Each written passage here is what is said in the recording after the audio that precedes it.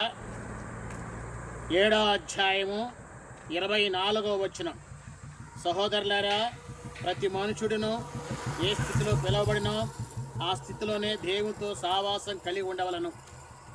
మనము దేవునితో అనగా దేవుని పిల్లలముగా, పరిశుద్ధులముగా, ప్రభుని ఎరిగిన వారంగా, అందుకే పరిశుద్ధుడు పౌలు అన్నాడు, సహోదరులారా, ప్రతి మనుషుడును ఏ స్థితిలో పిలువబడవలనో ఆ స్థితిలోనే దేవునితో సావాసం కలిగి ఉండదు. కనుక మనం దేవునితో మనం సావాసం ఉండాలి, దేవుని హత్తుకోగలిగిన వారిగా ఉండాలి.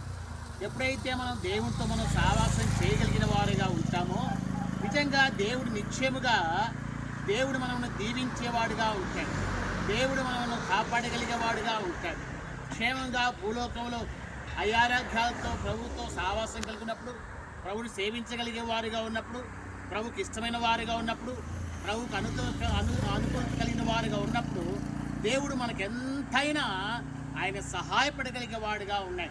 ప్రేమైన వారులారా, విశ్వాసులారా, నా ఛానల్లో పాలనవుతున్న ప్రేమైన వారులారా, మీకందరికీ ఈ 2024 సంవత్సరం ఆగస్టు నెల 3వ తేదీ మరొకసారి మీకందరికీ కూడా వందనాలు.